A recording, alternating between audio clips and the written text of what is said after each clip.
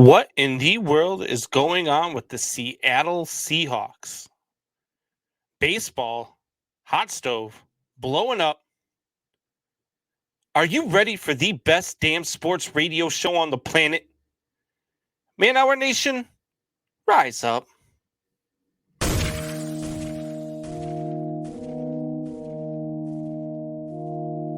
You know on the beat every time, no. I would like to personally welcome you to Man Hour After Dark. Say that thing. Why I bring you the host, Mike, Buck, and Cone. You know who coming to the stage. Sports talk than what you about to hear right here. I second that. Go.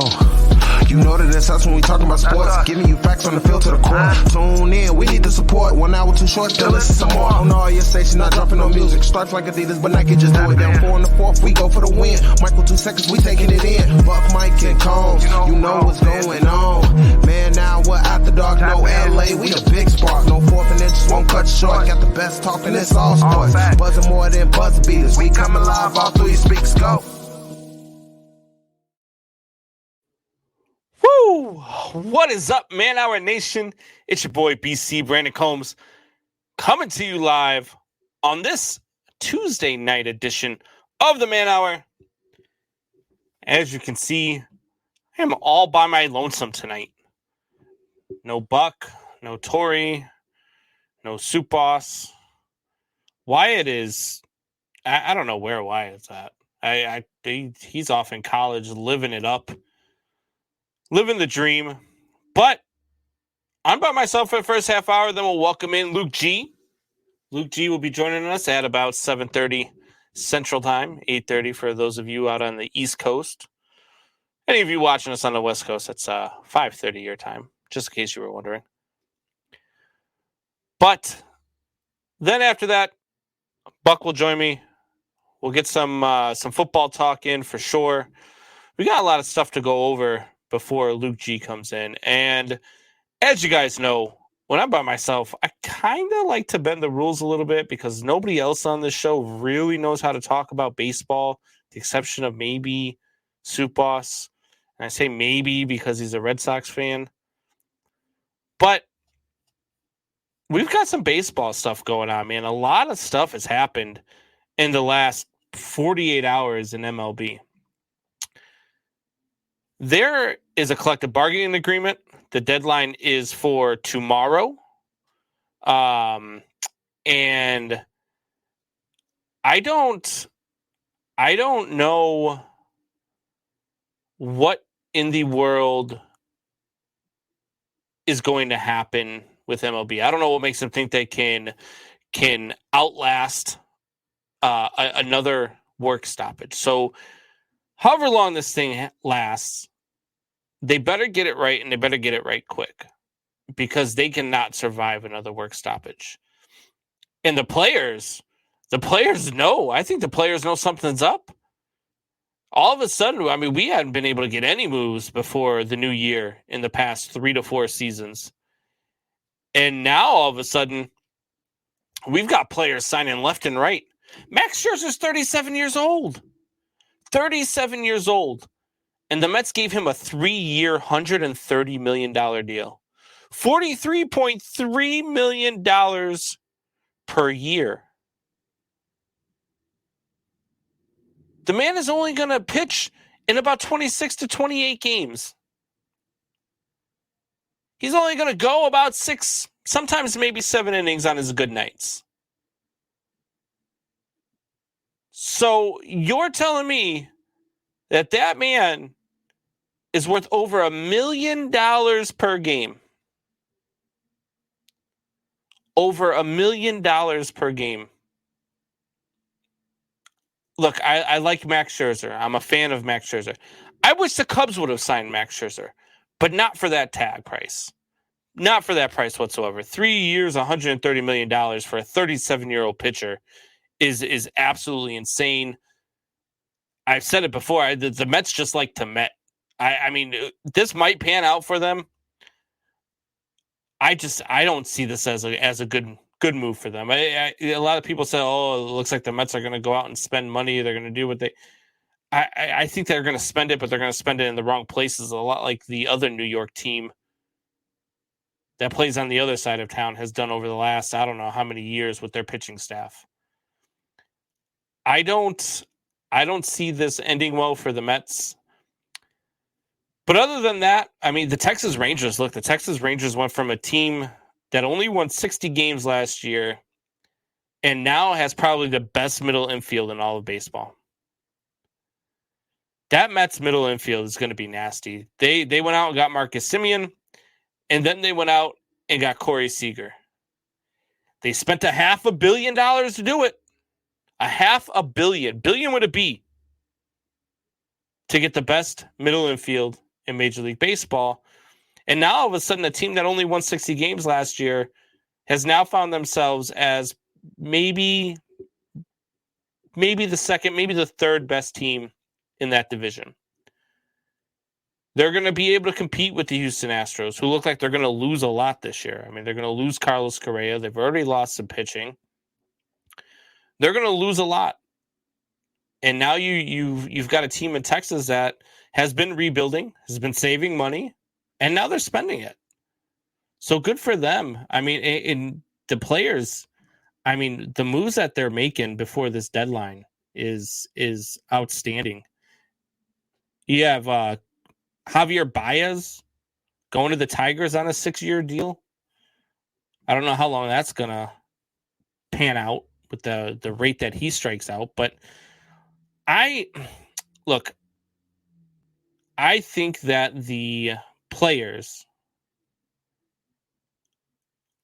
are going to be the ones that hold their feet to the fire. The players are going to be the ones that don't give an inch. The owners this time, the last collective bargaining agreement, though, the players had to lay down and beg because they went out and they got replacement players. They were still playing the game. The owners were still making a little bit of money.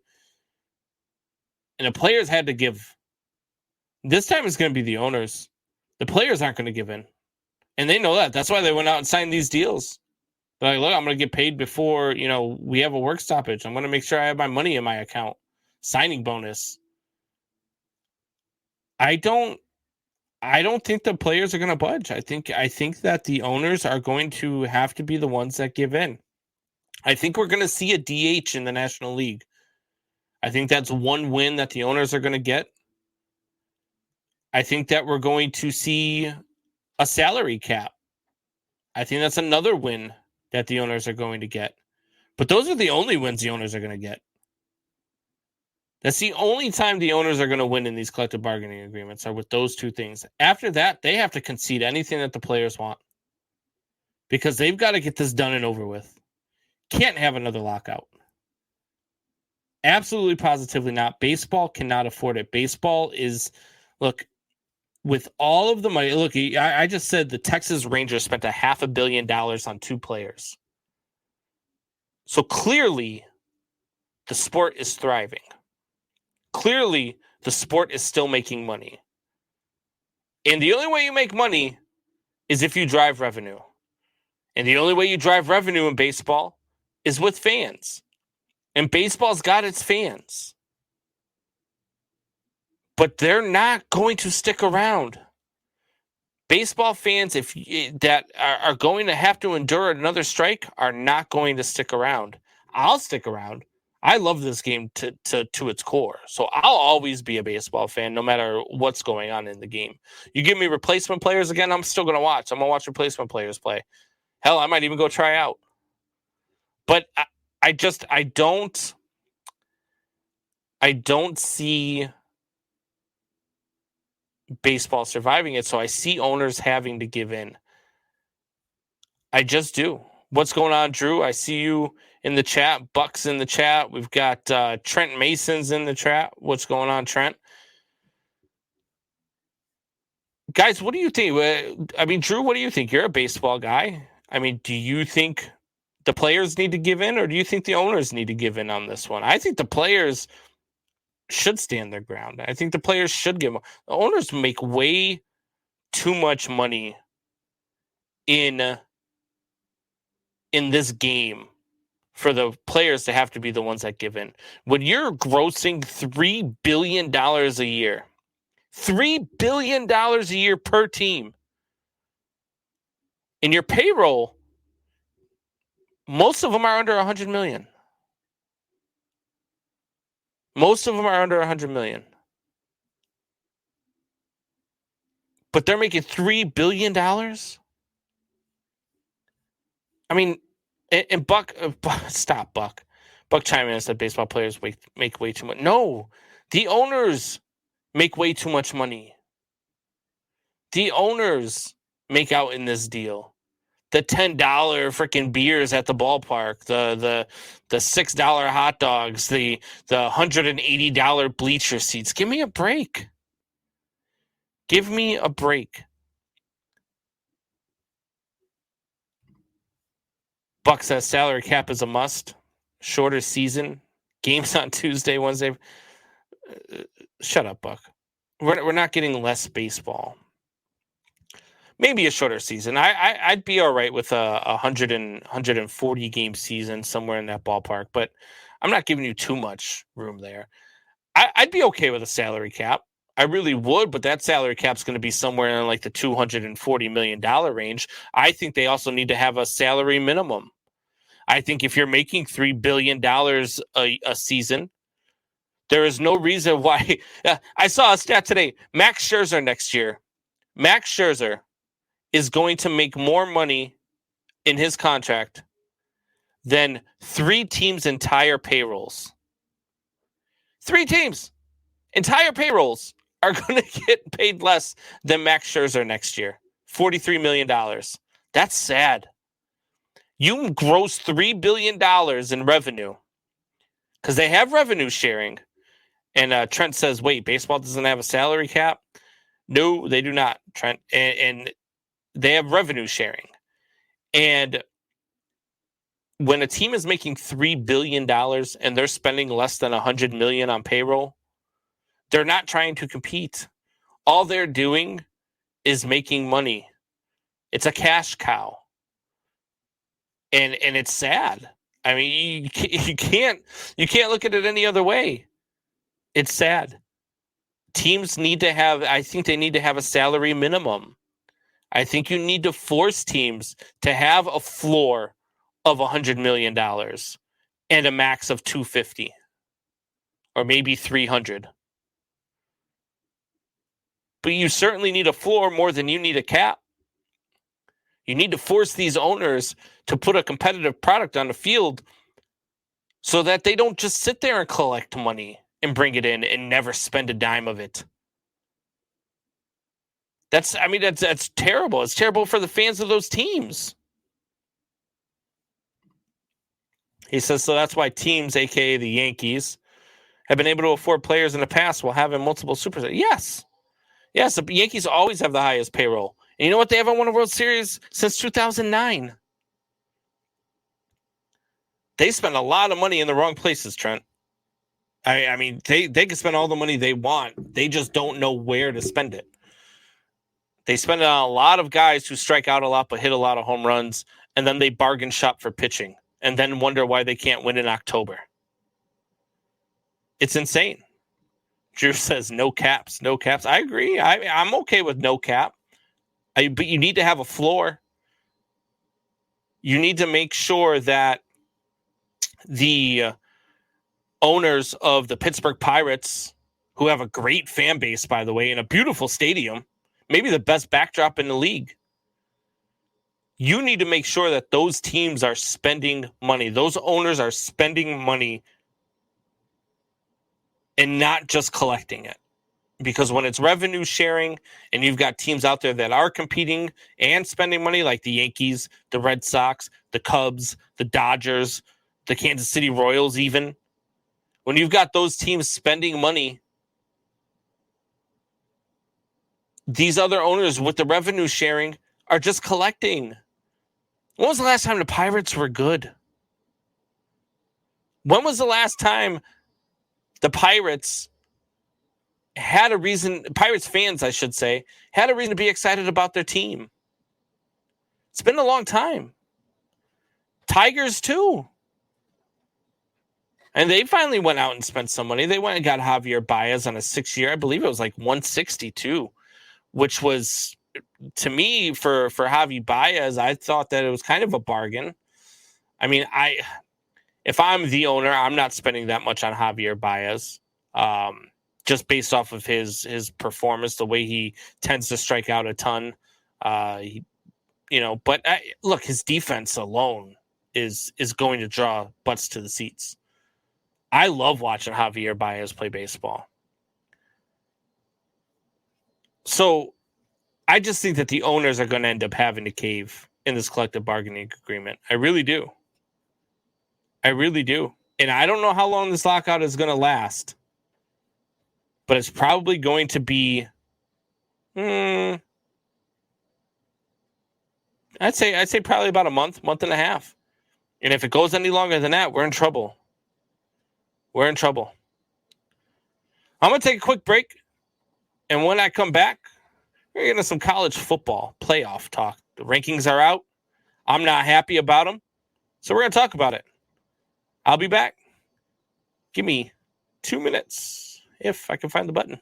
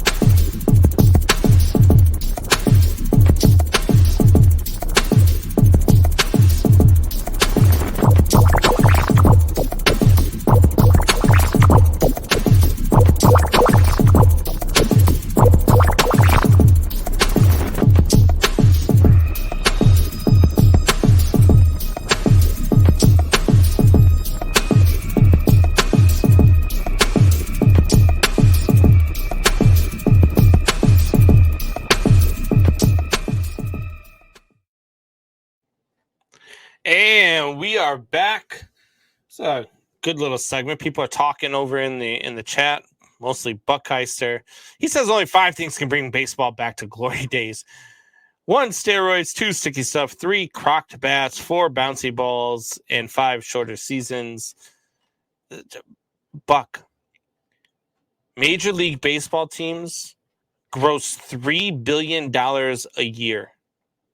Each.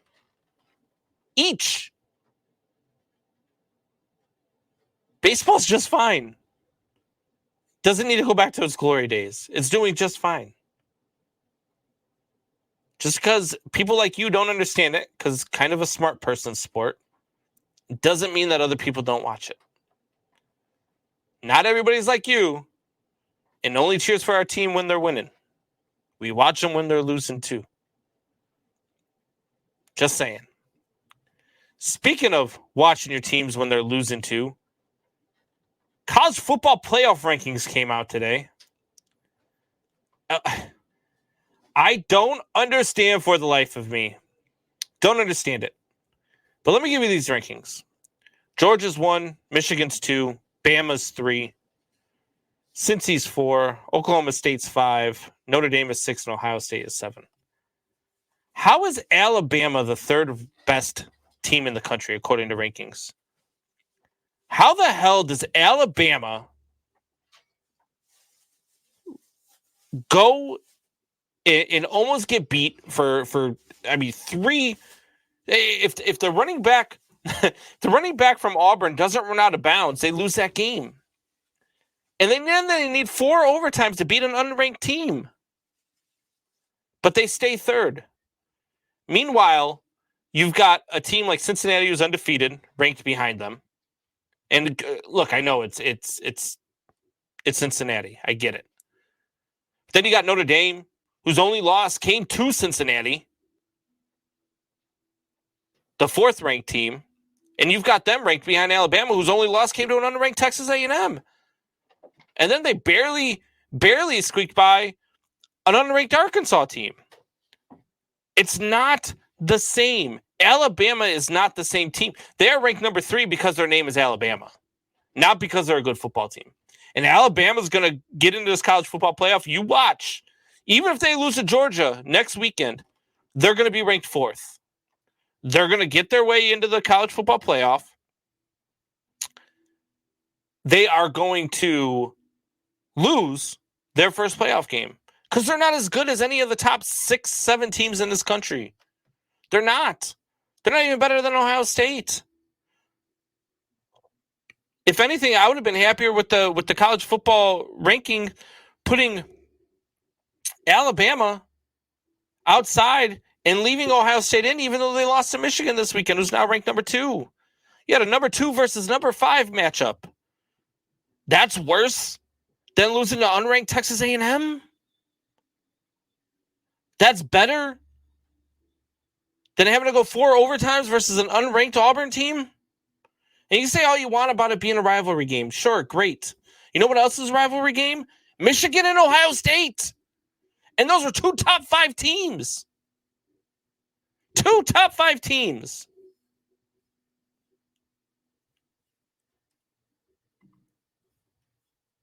One Pride says against Georgia. Yes, they're going to lose against Georgia.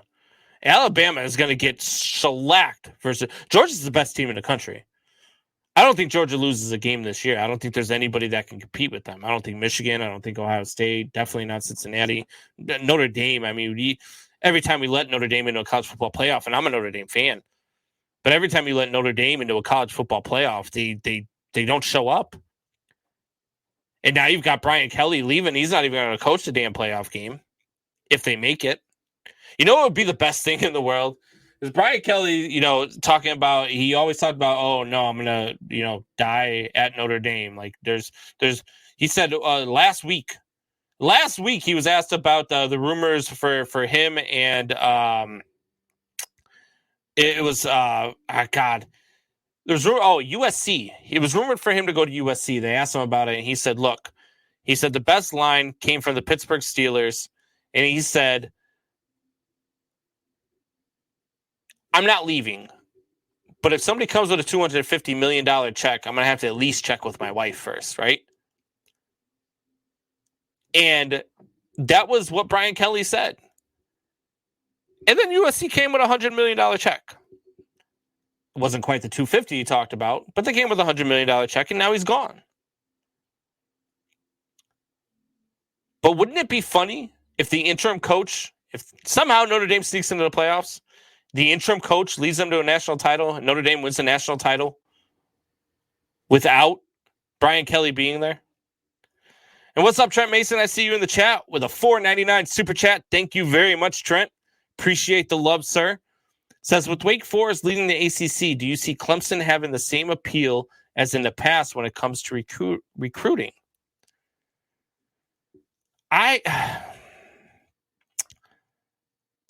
Here's what I think is going to happen.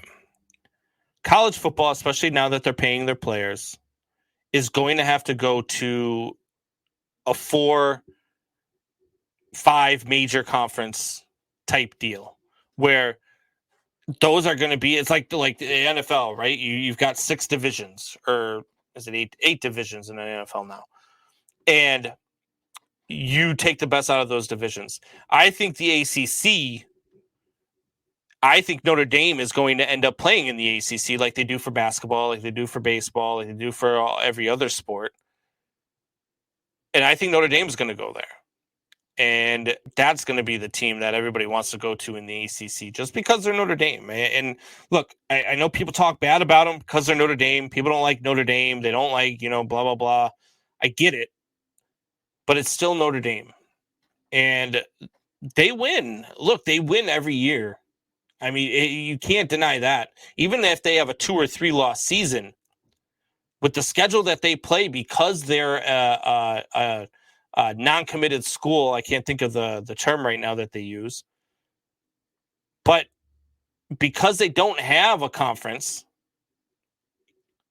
Notre Dame plays a really tough schedule year in and year out. I mean, there were years where they were going up against Michigan State, Michigan, USC, Boston College, and that's when all those teams were powerhouses. So even a 2 or 3 loss schedule was better than any SEC schedule you've ever seen. I think that Clemson having the same appeal no matter what, as long as Dabo stays there, because Dabo has that appeal. College football is all about your head coach.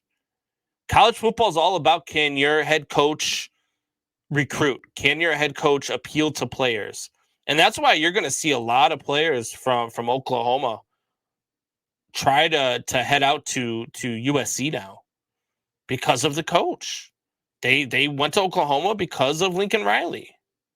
There's going to be some Notre Dame kids that try to go over to LSU because they wanted to play for Brian Kelly. Like, that's what college football is. It's a recruiting tool. I see Luke G has joined us. Let me bring him on. Luke, what is going on, brother? What's going on, man? I don't even think I've talked to you since the Bears and Lions game. Man, look. Can you guys find any more ways to lose a game? It's so funny because I think the whole entire Bears nation was rooting for the damn Lions. I have so many. Listen, if you know how many people I know who hit me up and was like, "Listen, I'm putting all my prayers in. We need Matt Nagy to be gone." And I said, it's once DeAndre Swift went out, I was like, "Oh, we in trouble." That was the beginning of the end, and then the officiating. Not saying that it was bad, but that was going to be my hot topic for the day because I think it's something that needs to be addressed. But yeah, and also you were talking about the Seattle Seahawks. I'm also a Seahawks fan and I'm a Bucs fan as well, so I know exactly what's wrong with the Seattle Seahawks. You be hanging out with our guy Drew by any chance, do you? He's got like 9 teams he roots for too. I just, what it was this. When I grew up, each one of those teams, the Lions, because I'm from Detroit. Yep. And then obviously that's what I saw the most of it. And as I got older, I fell in love with the Buccaneers. I just thought those creamsicle uniforms was lit. And then they had Doug Williams. And so it was like, all right, this is awesome. And then they had Tony Dungy. Oh, it's getting real good. Then they added, Warren Sapp. Warren Sapp's my favorite player. And I was like, oh, it's getting real good. And with Seattle, they had a bunch of good players on their team that I always respected, like Ricky Waters and Steve Atwater, and the list goes on and on. So it's always been that way for me. Where I liked them, they was always bottom feeding teams. And I never been a fan of like the team that wins all the time. I feel like that was too easy. Yeah. So, but the Seattle Seahawks, their biggest problem is so obvious that I don't think most fans want to believe that's what it is. And as much as they want to say, oh, it's Pete Carroll or is something wrong with Russell Wilson, their biggest problem is they went away from the original formula, which was to have a dominant run game and play defense and ask your quarterback to make a few plays here and there. And then they turned their back on that approach and decided to go with, well, it's Russell Wilson. He can do it all. But if you ask yourself this question and you're honest with yourself, what has Russell Wilson really won without a rushing attack? zipped, nada, Well, nothing. yeah, and we've talked before on this show too. Myself and Buck and Tori, we've talked about how Russell Wilson for whatever reason, the first 8 games of the season, Russell Wilson is an MVP. The last 8 games of the season, Russell Wilson is nowhere to be found. Because they're one dimensional, and as a Lions fan, I'm used to seeing a one dimensional team. And when you become one dimensional, that's when you lose. If you go back to when the Buccaneers won their first Super Bowl, it came on the heels of Michael Pittman getting going in the run game late, and a defense that can keep you off the field. And so with Russell Wilson, and this I try to explain it to a lot of people. Let's take Deshaun Watson. That man had an MVP season. Not the first half, not a straight MVP season, and the Texans won 4 games. Yeah. So the quarterback can only do so much because the quarterback position is so dependent upon so many other factors working for him to look good. The offensive line has to block. The receivers have to run routes and get open or get in a position to get the ball and make the catch. And so when you look at all those different factors, that's what you're starting to see with Russell Wilson. He can't sustain it being a one-man show. No more than the Titans can sustain a lot of their winning when all they can do is focus on the run. You have to have a niche for the most part, but then at a certain part, you have to be able to switch it up and make it count. And the Seattle Seahawks have failed to find, like, everybody loves Carson. I don't. Carson's not a running back who can create his own run. Carson is a running back that you give him a lane and he'll take it. When you have Marshawn Lynch, he will create his run. If that means running through you or around you, he was going to get it. And so they need to try to figure out how to find a running back that's that dynamic that complements Russell Wilson. And then they also got to get back to the basics on defense. You got 2 of the key pieces at the safety spot. That's good. You still got Wagner there. That's good. But your D-line can still use a little bit more fine-tuning. Yeah. And your cornerbacks need prayer. The Seahawks, they kind of have that Lions ilk to them. You're not wrong. I mean, they find ways to lose games. Look, the Detroit Lions should have won that game on Thanksgiving Day. They should have. The Bears weren't good that day. They were terrible. They put up 16 points. Up 16 points and won. The Detroit Lions found a way to lose that game. It was just like, I don't understand. Like, I've watched the Detroit Lions a couple games this year, and like this team is not an 0. They're not the 11-win team that Buck thinks that they are, but they're about a 5 to 6 win team. They're more than that. If you go through right now, they've played 11 games, right? Yeah. All right. Only 2 out of those 11 they had no chance. The Bengals and the Eagles. Only 2. Yeah. So if you decide to take out the 49ers game, which I think it's opening day, they had a slow start, but let's take that game out. So that's 3 losses. They still, even at that point, would be in the mix if they had won the other games. You're talking about the close game against the tie if the kicker makes a freaking kick against the Pittsburgh Steelers. You're talking about the Browns if they could just run the ball. They got into a little pass happy. I don't know what made them decide to get pass happy with Tim Boyle, which brings me to another point. Why are you putting Tim Boyle in, who's been on IR all season, over a guy who's been taking snaps in David Blau the whole time? But that's another story. Well, they were going to start. They were going to start Boyle though too. They did in the Browns game. Oh, in the Browns game, yeah. In the Browns game, they were. In the Bears game, yeah. Yeah, they like his arm, and I'm like, okay, yeah. But if you look at a lot of these games, in my viewpoint, if you hold a team under 20, you should win the game. And the Lions have done it 6 times. At least they've had at least 6 games where it's been 1 possession or less, and that's a huge problem. But in the case of Seattle, even when Russell Wilson was out, they still had Geno Smith throwing the ball like Russell Wilson wasn't out. Right. Like, Pete, what the hell is wrong with you? Like, it's Geno freaking Smith. What has he ever done? So the Seattle Seahawks are in an unusual position right now because they're no longer listening to those same rah-rah messages from Pete Carroll. They're not listening to that because that stuff is not working no more. And their biggest problem is Russell Wilson, which I'm happy he got his money, but yeah, you're part of the problem, buddy. Yeah. You wanted that money, you got it. You should have figured out how to do it like Tom Brady. You'd have been better off. And you play in a really strong division. Right. But the problem is they can't even blame that as to why they're not that good right now, because they've only played 2 divisional opponents so far. They played the Rams once and they played the Niners once. And they beat the Niners. That was I was happy they won. I'm gonna put it like that. I'm sorry, they played the Cardinals once too. So they played 3 divisional games. But the reality is without that rushing attack, everything else don't work. The defense don't work. They need some dogs on defense. If I was them, I'll be reeing up on all kind of dogs on defense, because you need some D linemen that can do some damage. And right now, they're just okay. But if I had told you preseason, look, the Cardinals are going to be a good team, you would have believed me, right? Yeah. And if I would have said, look, heading into week 9, Colt McCoy is going to be their starting quarterback. They're going to walk into Seattle and win by 10 points. Oh yeah, I would have laughed at you. And I'm a Colt McCoy fan. I would have laughed. Yeah. I like the Colt McCoy since he left Texas, but I'm telling you, I'd have been like, the hell they are with Colt McCoy. No. And that's exactly what happened. Yeah, because that's exactly what happened to the Seahawks. Their defense is the defense. You got to think, when they had the Legion of Boom, everybody talks about the Legion of Boom, but what people don't realize is even on the Legion of Boom, most of their play came from the DBs and the linebackers. They added Cliff Averill later. Yep.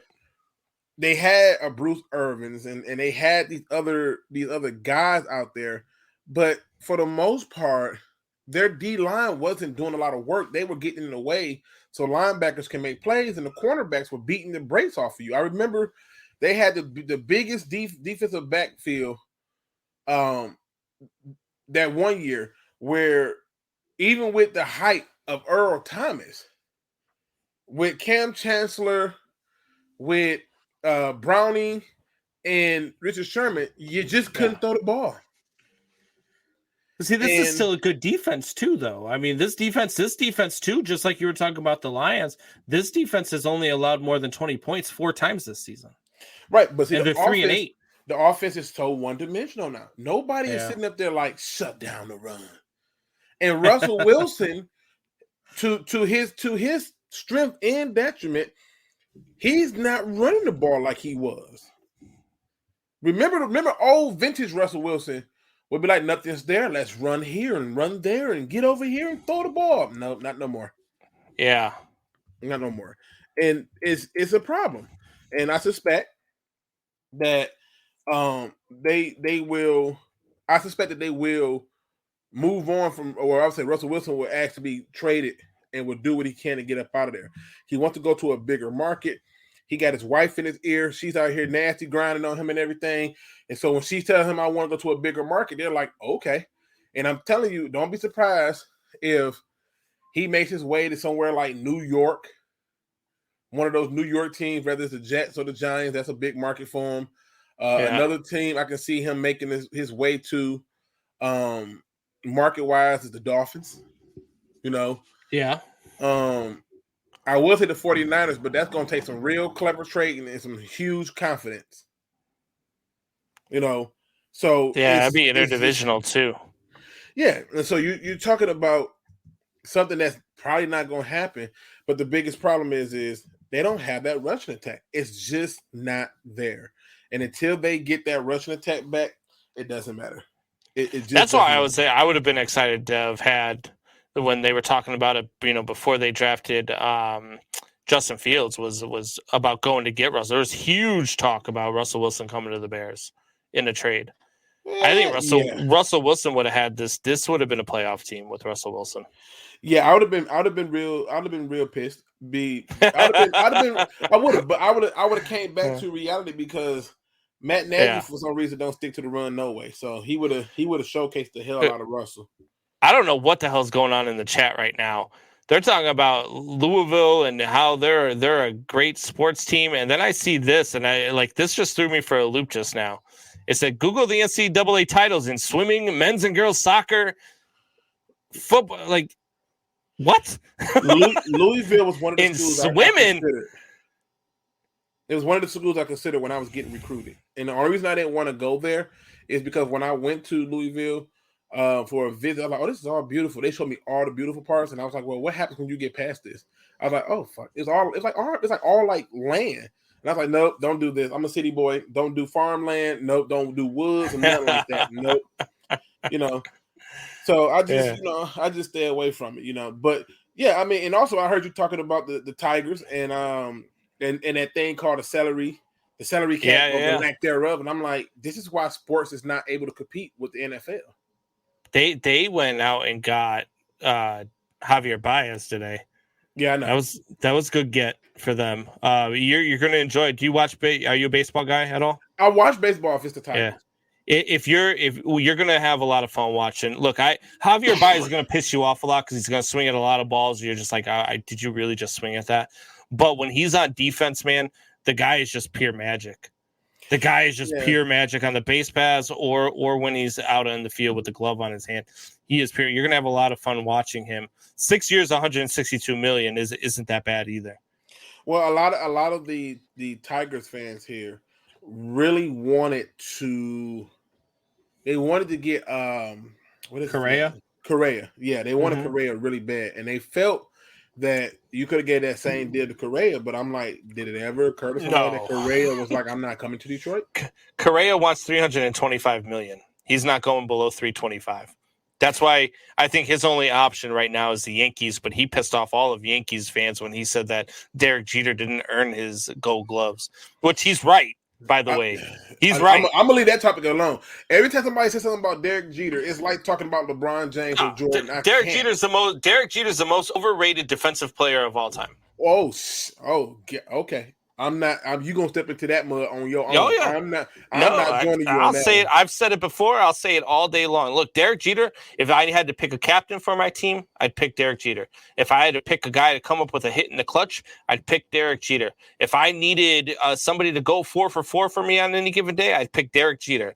If I need somebody to stop a ground ball that's more than 5 feet away from him, I'm not picking Derek Jeter. But I think earlier you was hitting a lot of the nails on the head when you was talking about the salary and yeah. I'm like yeah, a lot of these other sports leagues don't survive and don't really compete with the NFL because most people know that in the NFL those guys really got to perform because that money ain't guaranteed. You're trying to get that big deal, and I really think that the MLB needs to adopt a salary cap. I know they don't want to. See, I disagree. I kind of disagree. I'm okay if they do get a cap. I'm fine with it. Whatever they want to make it, I'm fine with that. Each team, like I said, grosses $3 billion a year. So if they spend $300 million, I mean that's a tenth of what you make. So I'm fine with that. But they need to have a floor. There's no reason why the Pittsburgh Pirates salary this year, combined salary of their entire team, is $41.2 million. That's $2.2 million less than what Max Scherzer is going to make this season. Yeah, I mean, and that's one of the reasons why I think to me, if it was me, I would put a cap, and I would shorten the season by a few games. I know people hate when I say that, but I'm like, there's a different beast when people know that there's more at risk. Like when you're sitting there, you playing a series against the Yankees, and you beat them like, oh, I beat you 5 times out of 6 games. I'm clearly better than you. And then all of a sudden you turn around and end up in the playoffs and they don't smash you. It's like, oh, okay. Yeah. And so for me, I just look at it and I'm like, I would like to see that more in sports, like even the NBA. I never heard the word load management until recent NBA. Back in the day, every game you played, your knees was hurting, so what? Your wrist was tore up, tape it up. Now I got you. Load management. So it's Yeah. kind of crazy, man. And it's strange that they don't have caps. But when they do decide to do that, I think they'll take over and get back to being number one sport in America. They'll have one after this CBA lockout is over. They're gonna win that one. They're gonna get a cap. One Pride here wants to know what you think of Lincoln Riley and Brian Kelly taking new coaching jobs. Are you a college football guy? I watch enough when it comes to the draft, and Okay. I watch a whole lot of Texas football and a whole lot of Michigan State football. And my attitude to it is I'm disappointed in Lincoln Riley and Brian Kelly, particularly more so Lincoln Riley, because you made a whole fuss, if I'm not mistaken, about players leaving and they don't have to commit and all this other stuff, and you don't like the portal, and then here you go. Soon as you get a chance, the game wasn't even fully over. I'm out of here. Welcome to USC. Woo! It was a payday. It was a payday. Look, Brian Kelly, to his credit, last week in an interview said, "I'm not leaving Notre Dame," but and he took the words right out of God. Why can't I think of his name right now? The Pittsburgh Steelers head coach, Mike Tomlin. When Mike Tomlin said, "Look, I'm not leaving Pittsburgh, but if somebody came to my door with a $250 million check, I'd have to at least check with my wife." And somebody came to Brian Kelly's door with $100 million, and that was USC. And Brian Kelly, look, I'm okay with it, mostly because I'm a Notre Dame fan. And Brian Kelly has a way of getting this team to 12-0 or 11-1, and then just completely flaming out in the college football playoff. Yeah, I was just going to say that. I think it would be great. And I said this earlier in the show. I think it would be great if Brian Kelly, who's not going to coach, and Notre Dame makes the college football playoff, and Brian Kelly's not going to coach in the college football playoff, if the interim head coach went and won a national championship with Notre Dame. That, to me, would be the ultimate send-off. Also, I don't think that Brian Kelly is going to win that backyard recruiting like those other coaches were doing at LSU. See, when you go and you talk to Ed sounded like he came from Louisiana. You see what I'm saying? Right? Yeah, so here comes Brian Kelly. I don't know if you win those backyard matchups. It's one of the reasons why Michigan State keep beating Michigan, because they win the backyard recruit. They get the guys that's here in Michigan. They get the people from Ohio, and then they turn around. Brian Kelly's a recruiter, though. Brian Kelly. There's a reason why Notre Dame's able to be 11-1 every year, and that's because Brian Kelly is a good recruiter. But I just question if it's going to resonate with a lot of the Southern boys when you look at the way he's going to be playing, and they're used to playing a little bit faster. I don't know if he adapts to that, but I could be wrong. I just in my opinion, it's disappointing to see people just you complain about everything. Players getting paid, the portal, and then the first chance you get. I mean, it's just hypocritical in my opinion. That's college football, though. You know what I mean? That's what I would like to see college football do is allow players to do it, though. I want to see them allow players to do the same thing, because they make players wait a season. They make players sit out a year. They don't allow players to do the same jumping that the coaches get to do. Well, like I said, it's one of the things that I just look at. I know that One Pride 40 also asks about Tucker contract extension. He deserves it. Yeah. When you're beating teams and never had a recruiting class and never had an off season, and you still come in and beat teams, I take it. Yeah. So I mean, it is. How do you feel about Bama being in the top 4? It has to happen, because why does it have to happen? Luke G, come on, don't lose me now. Listen, I'm gonna tell you why. It has to happen for them to justify this trash 4-team playoff. And the reason that they're trying to justify this 4-team playoff is because if they do a playoff without Alabama, ratings is not going to be what it was. They need the ratings. What? That's the money. I think it's a money grab. That's why I think they're in there. So if you're doing it from a business aspect, it has to happen. Now, from a football fan aspect, I don't understand how they made it. I don't. They're not even in the top 8, if you ask me. And they struggled with some teams that I'm not even sure you should be struggling with if you Alabama. Like, you got enough people on your roster that you have 3 and 4 players with the same number. How are you struggling with some of those teams and having all this hardship with some of these teams? But I also think that overall what you're saying is money politics at its best, because you're going to always get a big draw on the TV ratings. You're going to always get a draw on the ticket sales when you put Alabama in the mix. It's just like New England. I get it. I don't understand. Like, how do you tell a school like Notre Dame, whose only loss is to a top 4 team, and I get what they've done in the playoffs, and I get how they flame out every year, but they've only lost one game as to a top 4 team. How are you going to tell them that their loss is worse than Alabama's one loss versus an unranked team? How their other wins are going to be worse than a win that took them another unranked team 4 overtimes to beat? They only beat. Oh, and Buck's here with his nonsense. Here we go. But it's not. No, but it's not the same when a team is going to Stanford, and I know Stanford's not a premier team anymore. But you go to Stanford and you win the way Notre Dame just won versus watching how Alabama struggled versus an unranked Auburn team. You can't tell them that win is less than what Alabama just did. Same thing with Oklahoma State. What did Oklahoma State just do? How is Oklahoma State behind Alabama? Luke, let me handle this lightweight for you because oh my God, Combs is absolutely ridiculous. Do you want to know why? Babysitting? Yes, the boys are in bed. I got the melatonin in their mouths. We're good to go. No, I'm totally kidding. But do you want to know why Alabama is in front of those school, Combs? Do you really want to know why? It's all because they're in a conference. If Notre Dame were to join a freaking conference, they would be in the top 4. Cincinnati's in the conference. Oklahoma State's in the conference. Cincinnati is in the top 4. What do you want from them? I would have been better. I would have been more happy with college football playoff rankings if they would have kept Ohio State in the top 4. Why? Because they lost to a number 6 team? They lost to a number 5 team. They lost. No. Number 6. 2 versus 5. Number 6. No, they were number 5. It was 3 and 6.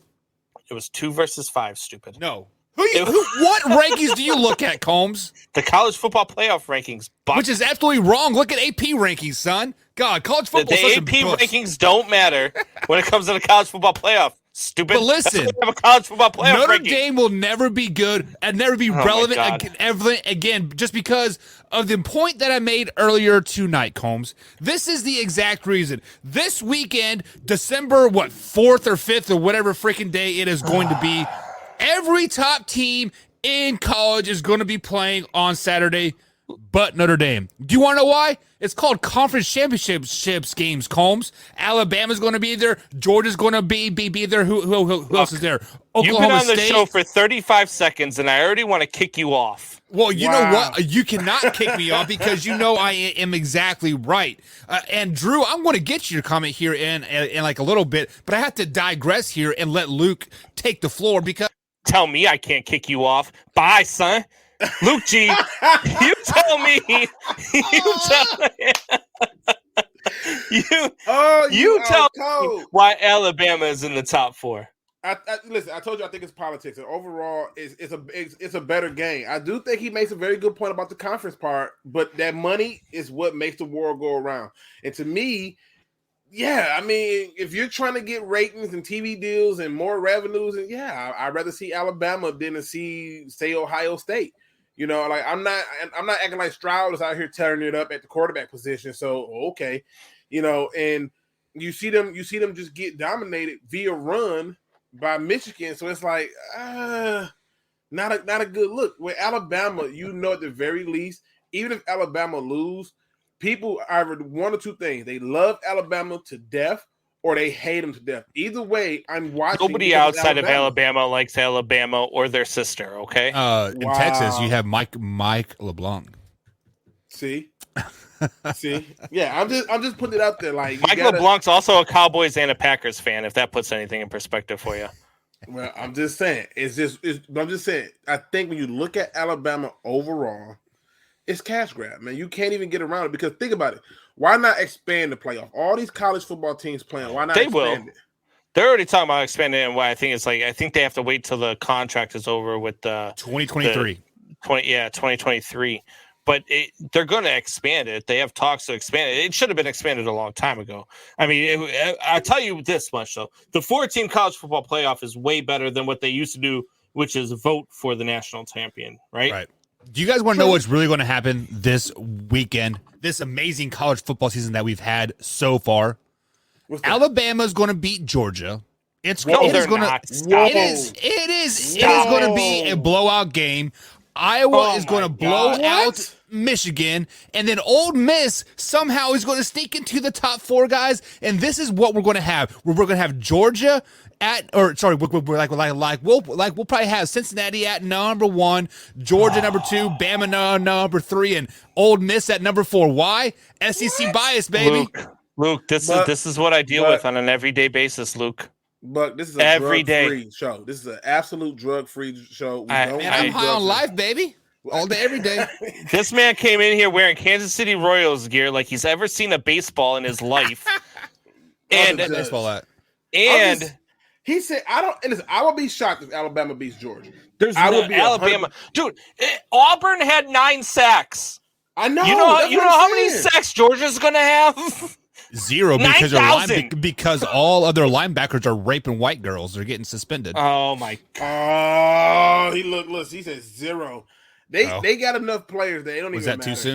Was that too soon? It's a little bit. It's a little. It's a little bit too soon. One of the topics I definitely want to hit on was officiating. I've been doing some research and I've been paying attention to the last few couple of weeks, and I've noticed in a number of games where the game should be determined by the teams, they are in fact being determined by the officials. And I'm starting to get a little irritated by it because I'm starting to see some things that's making me want to go, in the words of Peter Griffin, this is what really grinds my gears. Every single play can easily be called for a hold, can be called for all type of stuff. I mean, hell, most of us have jobs where there's something we did wrong that a supervisor can write you up about, right? And at the end of the day, you have to be able to let some people do what they do. And, another quote that I always love and my wife always tells me is sometimes you got to let radio be radio. And I'm just saying that the officiating as of late is too damn involved. They're too involved with the game's outcomes. Some of these calls that I'm seeing all the way from the Dallas game to the Lions and Bears game, I'm like, you're just calling everything.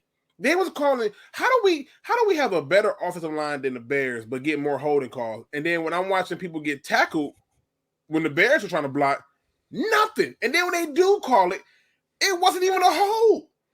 It wasn't. I'm like, what is this? And I'm watching this happen and unfold, and I've come to the conclusion that the NFL is in the same business as the NCAA, and that is to influence games in a way to get the best outcomes for revenues. Because some of these games that I'm watching should not come down to a referee's decision. Like, let's be honest. Did they really have to call the 5-yard penalty when he called the second time out? Nope. They didn't have to do that, but they did anyway.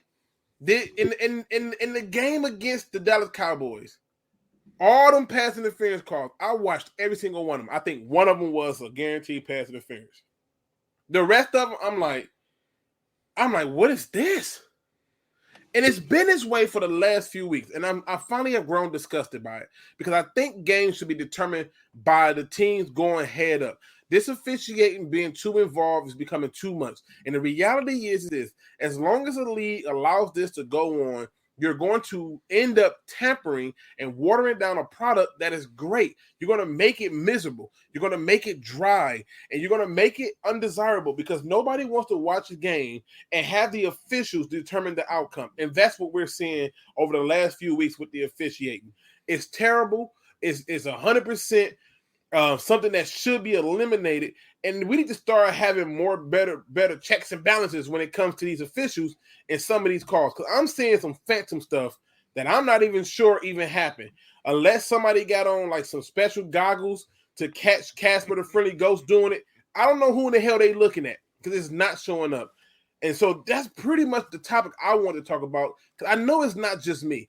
Is it also with you guys where you're seeing the officials simply too involved in these games' outcomes? Or is it just me? Have I lost my mind? No, look, the officiating league-wide has been atrocious. I mean, well, I've watched games. Let's take a game that I watched very closely, which was the Bears and the Steelers game. That game was handed to the Steelers by the referees. Yeah, Absolutely that's handed another to one. them. I'm like, what in the? Keep going. I mean, the amount of penalties, but the big one that got me was the referee that threw a hip check and then called the guy for taunting 5 minutes after he said he was taunting him. And then he threw a hip check to make contact. Stop it. Stop with the taunting calls in the NFL. Hey, I'm the man. Stop with the taunting in the NFL. It's the NFL. Stop it. You were taunting. What did you do? Did you hurt their feelings? Yeah. Just stop. It's so stupid. The NFL, it's just, they try to find ways to stop. Like, remember a couple years ago, you couldn't celebrate in the end zone, right? So now walking towards a bench after a sack, staring down the bench, that's taunting. But if you create a fumble, you recover a fumble, your entire freaking team runs into the end zone and does some sort of dance, but that's not taunting? Yep. That is taunting. They have food. They have food. I've never in my life seen anything like this where, like he said, they get a turnover or something. The whole team runs to the end zone and have full out dance routines like they're on breaking or something. Everybody's pop locking and dancing. And I'm like, that's not taunting. And then what they do is they take the long way around as they celebrate as a whole team. But how about the one last weekend that I saw? I forget which game it was, but the running back's running into the end zone, and he points at the defender as he's coming to him. And they call him for a taunting. That was a Chiefs game. Yeah, that was a Chiefs game. I'm like, what in the hell is going on? They're getting soft. And I think that the idea that they are going to continue to affect games' outcomes, it makes the games unwatchable. And then the NFL defends it. They defend it. They say there was nothing wrong with the way that official handled that hip check that he threw, and it is so bad, and it's so obviously bad, and the NFL still defending it makes it even worse. I mean, go back to the Lions versus Ravens, to delay a game that was never called. Yeah, right. Or you go back a little bit further to the first game of the season where I believe it was the Lions versus the 49ers, and there should have been a holding penalty call, but instead of them calling a holding penalty, they just said, you know what, we didn't see it, and the guy was standing right there looking at it. What about the loss against the Ravens? I mean, they had the Ravens pinned back, and then wasn't it a roughing the passer call or something stupid? They had quite a few calls in there that I thought was stupid, but that was still one of the games I thought the Lions could have won. But yeah, that delay of game was a huge one, and I know that the roughing the passer one came in and they kept a drive going. In fact, in that game on Thanksgiving, I went back and looked at it. Most of the drives, because the Bears managed to take off 8 minutes and 30 seconds on that clock out of 840. Most of those drives were extended on penalties. Yeah. Okay, so I've let you guys talk and bash my NFL referees there, but oh my god, of course you're the NFL referees. You're just as stupid as they are. So here are three things that you guys are failing to mention here. One, Luke G kind of touched on it. He said every play there could in theory be a holding call. Absolutely correct on that 100%. Number two, referees are humans, Combs. You've been screaming for an automated strike zone in Major League Baseball for how long? So people are humans. They make mistakes. Number three, when a coach pisses me off, that flag gets a little bit deeper in my pocket. Let's just be flat. These are mistakes. These are mistakes. These are. I'm about to lose my bet. I'm about to lose my over that I had on this game. So here, let me throw this flag real quick. So and it does seem like that. So basically, what we all want here is we want a consistency. We want a consistent strike zone. We want a consistent holding call. We want a consistent pass interference call. If you want to go back to that Dallas Cowboys game, there was 28 flags, the most flags. Let's go to that Cowboys game. How about the one that they threw the flag and then they went to go start the play and they blew the whistle again and said, "Oh wait, now after thinking about it, there was actually also a face mask." What do you mean after thinking about it? Yeah. There was also how do you throw a penalty after the penalty? You don't get to go back and redo it. Nope. Nope. And take it a step further. You want it right. Talking about the automated part. Why in the NFL at this point you don't have like an actual delay of game buzzer like a shot clock? Where's that at? You just trusted on human to look up at the clock when he's trying to also focus on play. Take that out of his hands. Put like how about a buzzer like in the NBA? Right. That's what you just said. No, but I do think so. All the referees have earpieces in there, and they're getting calls from the eye in the sky, wherever the hell they're calling it, right? So I'm sure there's like, hey, we're down to 5-4, and that back judge has to look up at the clock, watch it go down to 0, and then go back down. So technically, it's a 41-second clock. So like. I mean, mistakes are made. Sorry, Detroit Lions fans. You should just block the field goal. Oh, wow! You really went there today. Okay. Yeah. Okay. Let us pray. Luke, I've been riding your Lions all damn season for the last 2 seasons, the last 36 games. What do you mean block the field goal? You can't block the field.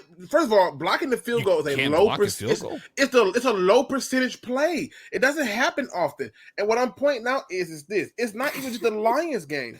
It's multiple games where the refs are too damn involved. The Dallas Cowboys game, yes, 100%. That game drug out like 6 hours as it seemed like. Absolutely ridiculous. But then those same flags that are thrown on Sunday or Thursday afternoon last night when we saw or Sunday night, was it Sunday night or Monday night? I can't remember now. When we saw the Ravens and Cleveland play, that same pass interference call that's called on Thursday afternoon was not called on Monday night. What was up with that? Yeah. I mean, it's just like we just want consistency. Like I don't care if you're flag happy. I mean, just like in the NBA, a foul in the first 20 minutes of the game is a foul in the last 60 seconds of the game. I hate this swallow the whistle crap and let them play. A foul's a foul. Just freaking call it. I'm cool with you calling a foul, but okay, I call it consistently though. What if it? Let's change that around, right? What if it's at the end of the game? You know how they do those Hail Mary plays. Yep. You can easily call the pass interference every single time. It should be. Some of those are freaking ridiculous, right? But they don't because they don't want to, in theory, change the outcome of the game. Well, don't decide to get there now and hold your flag. If you're going to be consistent, throw it. If it's a pass interference, it's a pass interference. So, in theory, you are changing the outcome of the game because the defenders know they're not going to get a flag called on them unless they absolutely tackle the guy 5 seconds be a forehand, and even then, it's still a judgment call. I'm trying to remember. It was a weird call called on a center recently, and I'm not even sure what happened. I want to say a false start on everybody but the center or something like that. It was something like it was like a false start, or it was something weird. And I was like, "Wait, what just happened?" Oh no! I know exactly what you're talking about. They called a false start on the center because he snapped the ball and nobody else moved. How is that a false start? That's not a false start. Okay, at all. The ball was snapped, and I'm like, yeah. I'm like, yo, y'all killing me with this right now. I don't even know what this is. It's getting to the point where it's so ridiculous that I'm waiting to see who's going to actually do the Geico commercial and pull up with a stroller and act like it's a baby in it for a trick play. It's getting that bad. He said the Lions, the shame. We were vibing this whole time, Combs. Don't do that. Don't be that guy. I'm just saying it's getting to the point though where too many games is getting decided by officiating. And I'm not sure that it should go that way. And I'm also noticing this too, where I'm noticing that officials are throwing flags and then seeing the replay because, when you at home, they quickly show you the replay and then they're changing their minds on the fly. There's no flag on the play. Well, you threw it for a reason. If they didn't show that replay, what was you going to do? So, like I said, it's these little things. And as a Lions fan, don't nobody know what it's like to get crapped on by the officials. When a delay of game didn't happen, we got an apology. Sorry. Yeah. Sorry doesn't give you the win back. And speaking of sorry, Lucci, I didn't allow Buck to come into the show. He kind of let himself into the show. So I that's my defense there. But yeah, I mean the apologies are meaningless. Oh, sorry that we blew the game for you. Oh, cool. Well, are you going to put the W back now? What if you gave me an apology? I missed the playoffs by one game. Well, but that happened. Remember that happened to Yeah. the pass interference against the Saints or something like that. Yes. And it cost them in the opportunity. NFC title game. That ball was tipped. Stop What? it, Buck. The only We saw the replay. It was like The ball, the ball was tipped by the receiver 5 minutes after the freaking the defender hit him, and then the defender said in the post game interview, "Yeah, I had to hit him early, otherwise he was going to catch the ball." Exactly, 100%. 100%. So Luke, before we let you go, let me ask you two questions here. Give me short answers here. Do you want a computerized referee for NFL football? No. But I do want technology to be more involved to where it's done right and more consistently. See, and I think that is where it is a flawed system, is because the referees are taught to swallow and like not blow the play dead when the play is clearly dead. Sounds like my rely ex-wife. on technology to make the correct call. Yeah, but when I can make a whole 37-minute video of just bad calls against the Lions, and that's not even including the other teams, it's a problem. You know, we've had plays. I remember it was a play. I want to say it was Brian Orakpo who was finna sack the quarterback, and he grabbed him and he held him for a minute, and he let him go because he thought they were gonna blow a whistle because he wasn't nowhere for him to go. Where he takes off and run and gets a first or a touchdown or something like that a while ago. And then they had another play happen similar with Jason Pierre-Paul did the same thing, got back there and let him go. But then there's other times where as soon as a person touched Tom Brady, whistles is blown. They coming out with the man of arms and He-Man to back him up. Hey, back up. You know, and it's ridiculous. And I'm just saying I want more consistency. That's all I'm asking for. Yeah, I think we all want that in the end. How about Kirk Cousins lining up behind the wrong center this weekend? Anybody see that? That won't be the first time he's done it. The center, they're playing against the 49ers. The centers went up, everybody's on the line, and he went up behind the tackle. It was set up behind the tackle, and the running back's behind the center, and the running back's like, over here. They should have put him in concussion protocol after that, but that ain't the first time he's done that. He's trying to quickly get a read and get into the huddle, and get things done. But yeah, I definitely get what you're saying. But it's like I said, I sat up there and I was sitting there. I was thinking about the topics that really, like you said, like I said, grind my gears. I'm like, this refereeing is doing too much in my opinion. That's terrible. It's terrible around all sports. I complained about it in baseball year round. I've watched a lot of hockey this year. I'm a big hockey guy. I like the refereeing in hockey is terrible right now too. But it's just I don't know what it is. I don't know if officials just don't care because if I get it wrong, replay will get it right. But you're not allowed to replay penalties. You're not allowed to replay certain things. So replay doesn't always correct your mistakes. Yeah, even targeting in college, I've noticed a few targeting. I'm like, that's targeting.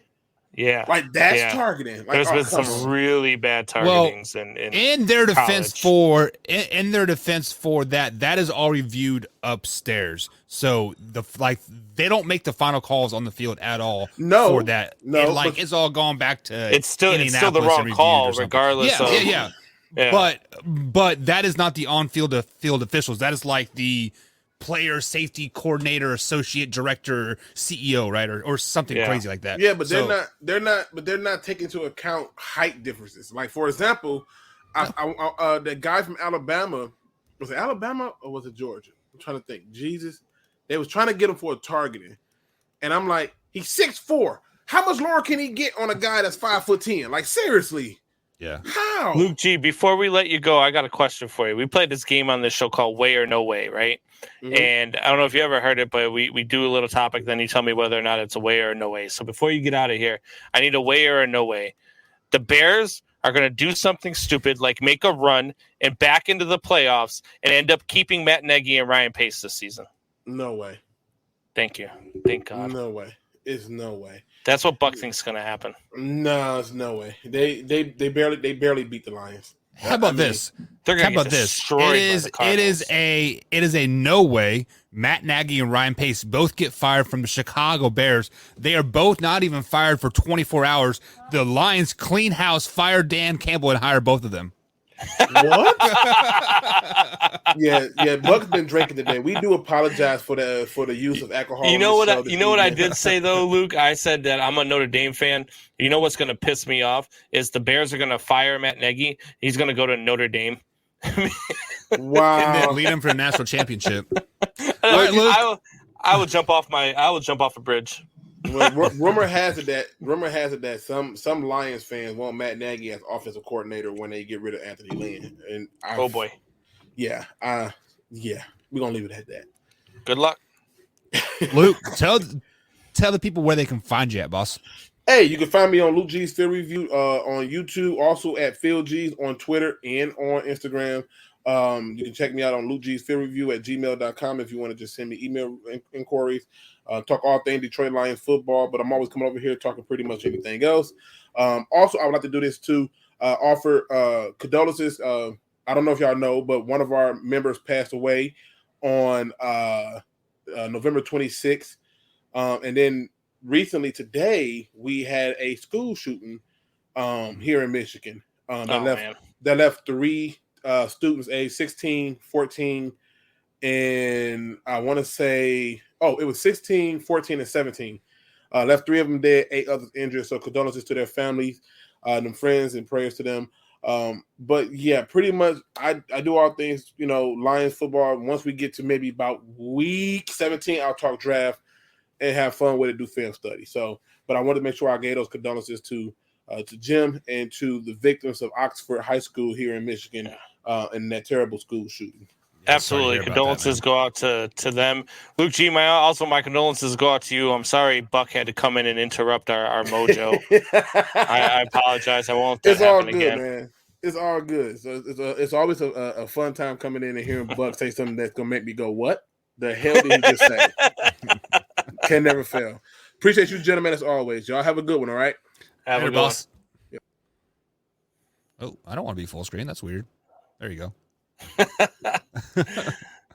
All right, we're gonna go to. You want to go to a break, or what do you want to do? No, man. Let's just roll with it. We just want to roll with it. All right, let's just roll with it then. Fuck those Bills.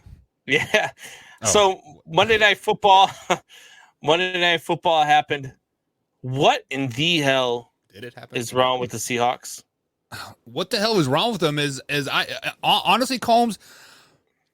I think Russell Wilson came back too early. Now, because it was his middle finger on his throwing hand, if I'm not mistaken, right? And I'm no quarterback expert by any means, but the middle finger is used for a wide variety of things, Combs, from, we're not going to go there, but to really get torque on the ball, you use that middle finger and your pointer finger to really get that zip on the ball, right? And this finger right here, Combsy, see how I can't bend it anymore? Here, let me get to the camera. Like, I can only bend it there. Like, I can't bend that top part. I had a pin in there, and it fused together, and it just, it has never been the same. And anytime you have any type of surgery on your body, ankle, leg, ACL, shoulder, etc., your body is never the same. Russell Wilson is, 33 years old. He got a twerk dance from his wife or whatever, right?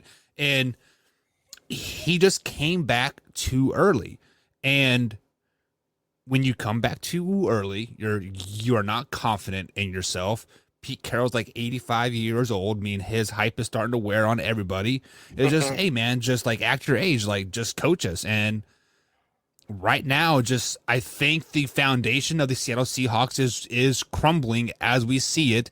Yeah. They tried to build back the Legion of Boom or the Boom 2.0, and they spent too much money on that. They spent too much money on Russ, and they don't have any money to protect him. So yeah, he's getting hit. He came back too early, right. And I think the mojo of Pete Carroll just finally wore off. It's time to make some changes.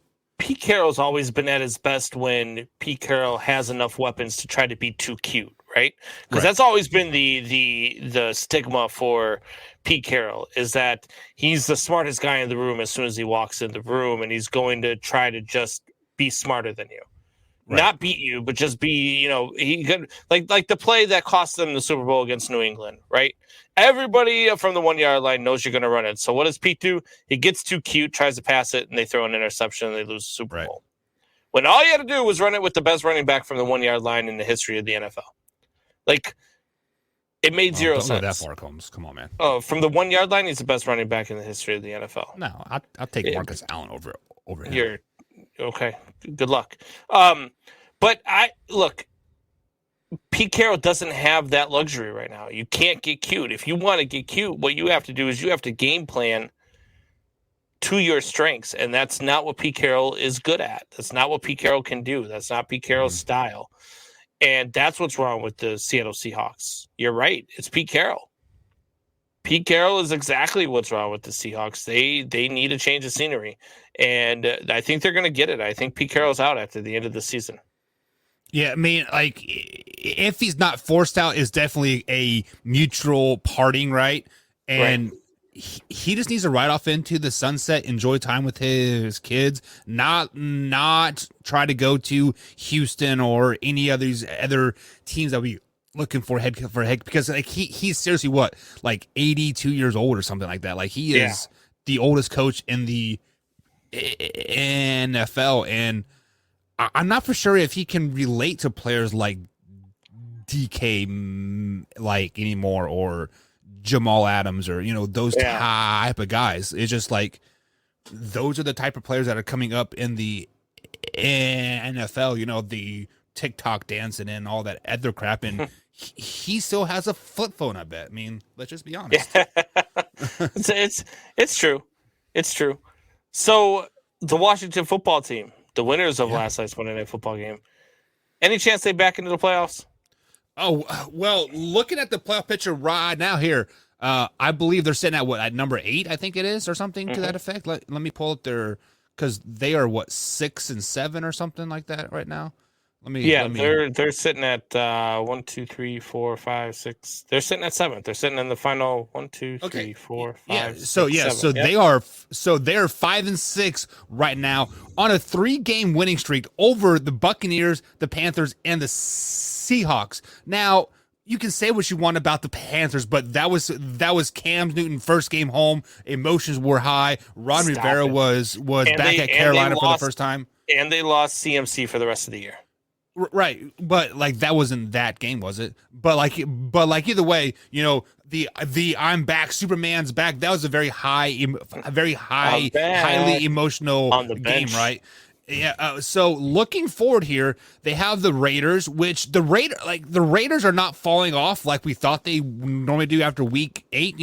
That could be a good game, and it's at Las Vegas, and then they play the Cowboys twice, the Eagles twice, and then the Giants to end the season.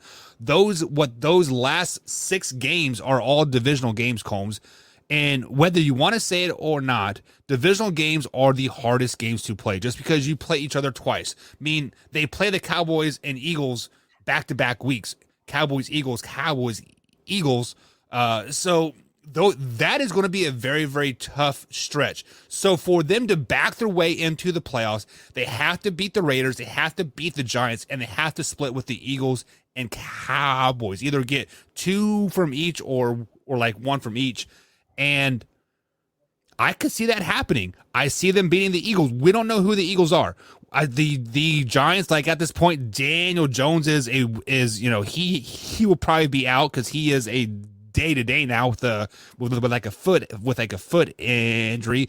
The Eagles can't catch COVID in a crowded mosh pit, and then the Raiders, the Raiders are just the Raiders. So yeah, back them into the playoffs, and this is a team that you don't want to face in the playoffs either, Combs. This is a team that, like last year, that they're going to give Tampa Bay Buccaneers a run. Whoever is that, second or third seed, look out. It's going to be dangerous.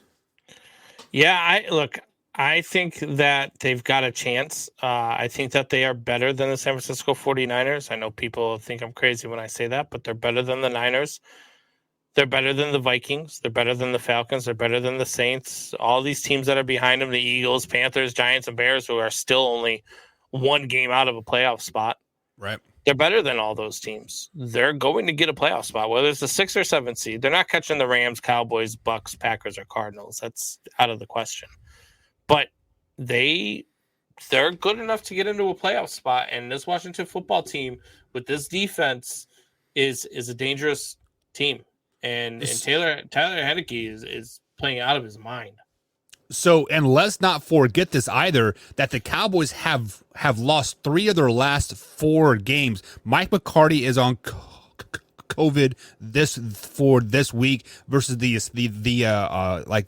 Saints, along with like 6 or 7 other coaches as well. So, with 5 wins and 7 wins there respectively, if the Cowboys don't do their spot, we could easily see Washington taking over that division, and this could be a 9-8 division champion in the Washington football team, sitting at the 4th seed, playing a very, very good 49ers team, or a who else is 5 seed right now? I'm drawing a blank. Maybe even the Minnesota Vikings could like slide to that 5 or like 6 seed there, and yeah. If they were to play any of those teams that are not like the top 4 teams, I'm talking about the Packers, Bucks, Cardinals. I would even be scared if I was. I'm trying to think of somebody else, but yeah, I mean those 3 teams for sure. Besides those 3 teams, they can beat any of those teams in the NFL. Hell, they beat the Bucks when the Bucks were at their best, right? Yeah, it's true, and I don't know. I don't know who would say, yeah, you know what, I'll take Washington. They're going to be easy. No teams. I meant I meant to easy to take beat. them as like, oh yeah. Yeah. I think like the opposite way. So I just, they might sneak into the playoffs and prove Torrey right. Speaking of Monday Night Football, next week I look at these slate of games that are going on, and you got Buccaneers, Falcons, Cowboys, Saints on Thursday night. You got Chargers, Bengals. That might be the best game of the Sunday games. Just a whole lot of bad games. But then you get to Monday night, and you've got the Patriots versus the Bills. And that is going to be the game of the week next week. I'm excited to watch it just because I'm excited to see who the New England Patriots really are. I really want to see if they're as good as New England fans are claiming that they are. I watched a couple of their games. I'm sort of impressed with that win over the Tennessee Titans, but I don't want to make excuses for Tennessee. But look, you lose King Henry, you lose a big piece of your offense. It's not the same team when you face them. So, who's the better team, New England or Buffalo? Well, who is the better team? The correct answer is the New England Patriots, because when you look at the team, you are looking about the whole aspect of the team: special teams, defense, offense, even the coaching staff. Because you have to throw the coaching staff in there as a team as well, because without a good coaching staff, you want to have a good game plan. So therefore, the team cannot execute that game plan. So give me the better team is obviously the New England Patriots. Now, if you were to tell me who has the better offense, I would go with Buffalo Bills. If it's not snowing, raining, or windy or cold there, the Buffalo Bills have the better offense. But if it's snowing, or if it's cold, or if it's raining, give me the Patriots. Now, the defensive side of the ball, give me the Patriots as well. So, Patriots had the better team, Cole. There's no question in my mind about it. Look, the better team to me is the Buffalo Bills. They're the more talented team. I think that they are the better team. I think that their schedule, that they've put up the 7-4 record, which is a half game behind the 8-4 New England Patriots. I think they've done it in a more impressive fashion. The amount of points that they've been putting up, with the shutouts that they've posted, with the lack of scoring that they've allowed, with the exception of the last couple of weeks that they've kind of let a couple of games slip through their fingers, and then they got tore up by the Colts. This Buffalo Bills team is a very good football team, and I think that they are better than the New England Patriots still. However, they've got one thing that the Buffalo Bills don't, and that is Bill Belichick. And look, this guy is the greatest coach, if not one of the greatest coaches of all time. It's a debatable topic, obviously, but he's one of the greatest coaches of all time. And he proves it year in and year out. And what he's doing with this team, this is probably the best defense he's ever had. And Wayne G was right when he said that. Wayne G might be right when he said this was an 11-6 team. But we're going to find out over the next few weeks because they got the Buffalo Bills twice. They've also got to play, I can't remember who they had in between the Buffalo Bills. Yeah, the Colts. Oh, the Colts? Yeah, it goes. No. They go Bills, Colts, Bills. Who are you talking about? The Patriots. The Patriots? Okay, yeah, the Patriots. They go Bills, Colts, Bills. And then they get Jaguars, Dolphins to close out the season. And the Buffalo Bills get the Patriots, the Bucks, the Panthers, and the Patriots. And then they close out with the Falcons and Jets. So that game, man, these two games versus the Patriots are huge. And I'm not going to say that the Patriots, I do think Buffalo's a better team, but I'm not saying that the Patriots can't beat them. The Patriots can absolutely beat. We've seen it in the NFL all year. Any given Sunday, any team can beat anybody. But the Bills are the better team. That Pats defense is very, very good. And Alpha Rob says Pats defense lets PS guys rush over 200 yards. But the Buffalo Bills don't run the ball good. They don't run the ball at all. What, 5 times a game? Yeah, they just don't run the ball well. It's not a strength of theirs. So that's I like. Maybe they find it. Maybe they do, and I hope they do because I've got their running back in my fantasy team. So I hope they do find it. But, so Combs, here is the issue that we are going to run into this Patriots-Bills game here. The one thing that Bill Belichick does so well, better than any coach out there whatsoever, is he is always looking to the next game. He is looking into the playoffs. He's looking into the second round. He has some computer screen with probably every freaking playoff calculation that could possibly happen. He knows that there's probably a 70% chance that he is going to play the Buffalo Bills in the first round of the playoffs, win or lose this game. So with that being said, we are not going to see the full New England Patriots. We are going to see a vanilla defense. We are going to see a vanilla offense. You are going to see probably a 2 high safety, 4-3 base, man on the outside defense from the Patriots. They are going to run their little corner sheet of the playbook, and that's about it. And this game is not going to reflect of how good the Patriots are. How good, you are not going to see this true, full 100% game from the Patriots until the playoffs. Because why do you want to show the Buffalo Bills that you play basically in back-to-back weeks and then have to play them again two weeks after that in the well, 3 weeks after that because they have a bye. No, they'll have right now the Ravens are in first place. I'm saying you got the Patriots have the Bills in the next 3 weeks because they've got a bye. Right, but like either way, very vanilla defense from the Patriots, hands down, and you are going to see the Buffalo Bills go all out. They are going to throw everything in the kitchen sink, including the dog, at them just to try to get this win, just to say, you know what? Look at mine. Look at me. In this AFC, the Pats aren't. I mean, I don't think they're a lock for the playoffs. If they nobody's a lock yet. Nobody's a lock. Well, yet. I mean, I guess, but I mean, you can actually look at it and look at the AFC and say that, you know, if the Patriots, Patriots are going to win. They're going to need 10 wins to get into the playoffs, Combs. Right now, they're sitting at 8. 1, 2, 3, 4, 5, 6, 7. So the Chargers are the 7th place team right now, and they've got 6 wins. The Denver Broncos are sitting at 8. They've got 6 wins as well. Do you think 10 wins absolutely positively gets you into the playoffs? I think so, because what have the Chargers done? I think they're 0-3 in their last 3, aren't they? And the Broncos, I mean, who are the Broncos right now? They're 1-2 in their last 3. The Chargers are. Okay. But they're still not. They are doing what the Raiders do. They are falling off quick.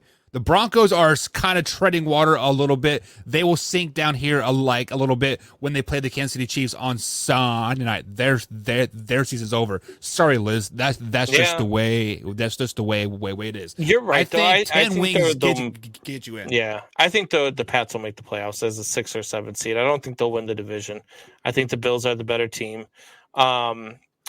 I don't think they want to win the division. I think they want everybody to overlook them, and then they sneak their way into the playoffs as a 6 or 7 seed. Like you're saying, if you win the division, you could be the number 1 seed, and everybody has to come through New England.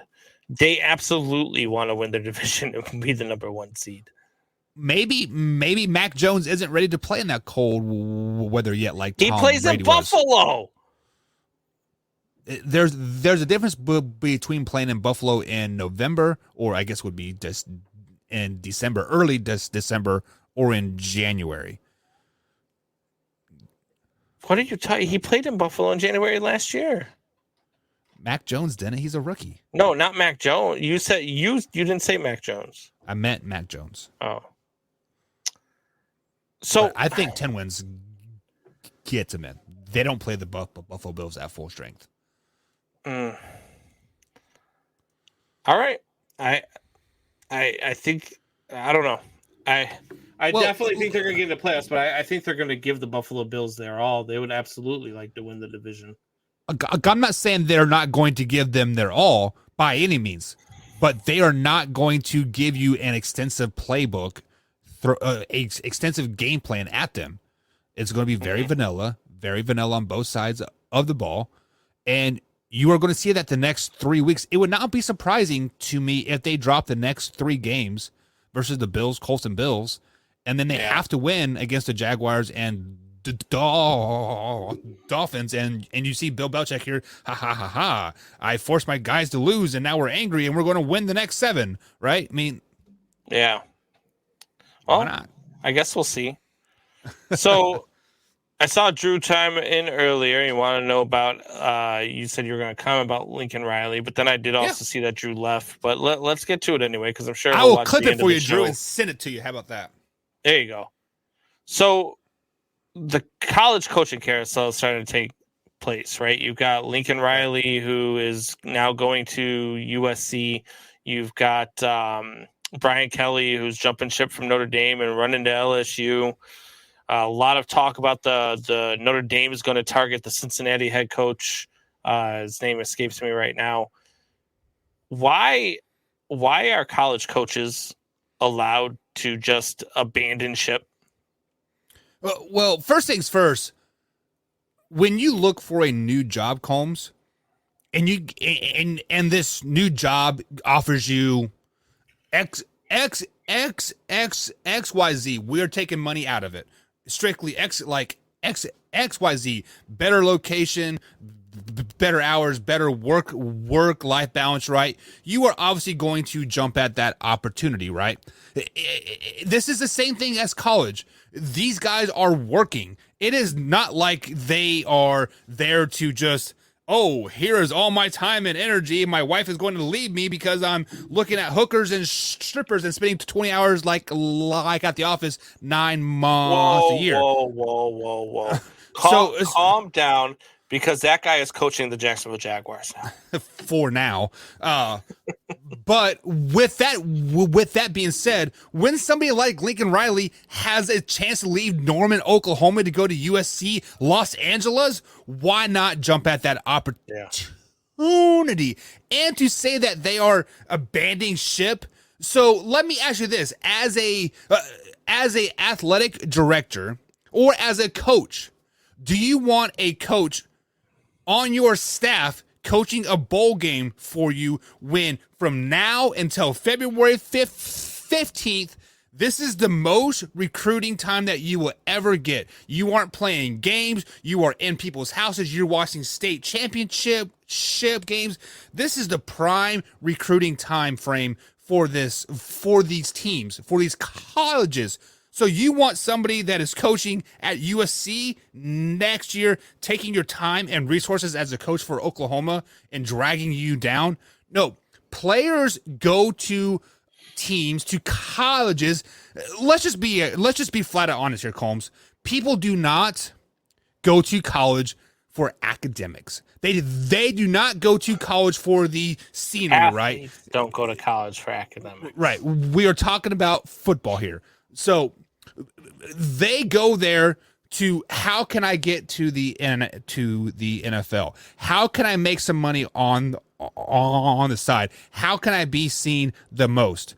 And what is that? And what does that do? A high profile coach, Lincoln Riley, Brian Kelly, Nick Saban, right?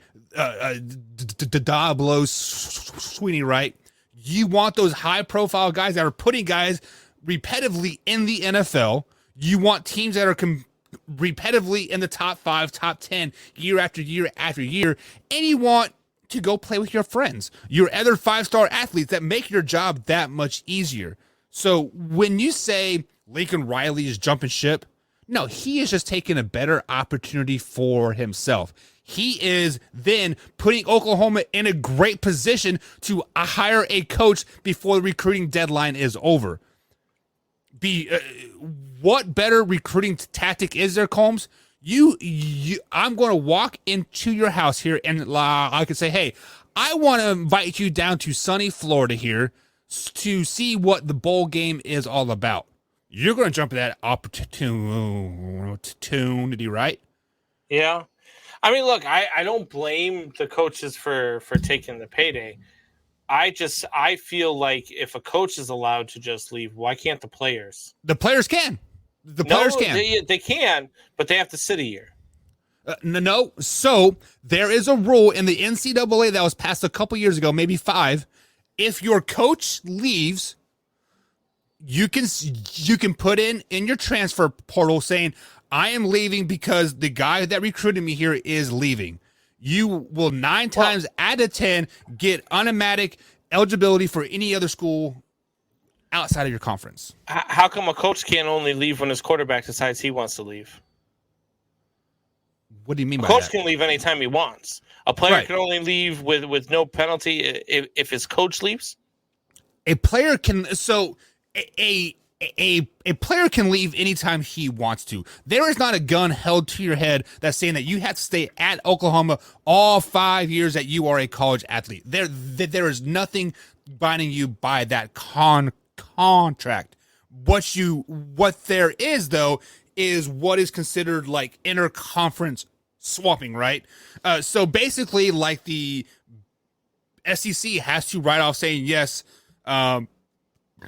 I don't know, any player, ex-player from Alabama wants to transfer to LSU because he's pissed off at such and such, and he just wants to play Alabama for like 4 times. You have to have a valid reason to leave a school, whether it be medical, my mom's has cancer, my coach left, etc. You have to have a valid reason. 9 times out of 10, you are granted instant eligibility if you leave the conference. So if you go from Big 12 to SEC, you join an SEC school, 9 times out of 10 you are able to play that next year now. Yeah. I get it. And look, the internet didn't waste any time. I saw a meme earlier today that said with the Notre Dame job opening, it might not be the first thing that falls on Urban Meyer's lap this year. Yeah, I saw that. I love it. Does Urban Meyer go to Notre Dame because he was rumored to have league? He was rumored to have the USC job. As much as I don't like him in the NFL because I don't think he's an NFL coach, he's a great recruiter. He's a great recruiter, but Notre Dame is no longer the Mecca. I think Notre Dame wins a national title within 3 years if he goes to Notre Dame. You are full of shit. Notre Dame's prime time is over. Stop. Stop. Because especially now that they can pay players, please come on, stop it. Yeah, stop it. Would you rather go to Notre Dame? Program in the NCAA that has more money and more dollars and more freaking anything than Notre Dame? Every school in the SEC. Hell, Vanderbilt probably makes more money than freaking Notre Dame does, and Vanderbilt hasn't won a game in 15 years. Stop it, Buck. Stop. I would rather go to Vanderbilt than Notre Dame. You know what? None of those teams have a deal with NBC. Either does Notre Dame anymore. What Google are you it. talking about? All of their games are still on NBC. I have not seen one game of Notre Dame's on NBC all That's season. because you live in Louisville. They don't show you football. They show you funerals. They only on Sundays when the Chiefs play. you know that. But I've watched all their games this year on NBC. But I am 90% positive that deal is no longer a valid deal, Combs. Google it. I can't reach my keyboard. I'm going to Google it right now, and I'm Google it. 99.9% positive it is still a deal. I bet you they're only on Peacock. They Peacock want you to is buy owned that. by NBC. Yeah, but technically it is. But who wants to watch Peacock? Who wants to download an app on their TV and pay $6 to watch freaking Notre Dame play? Not I. Oh God. Let me see here.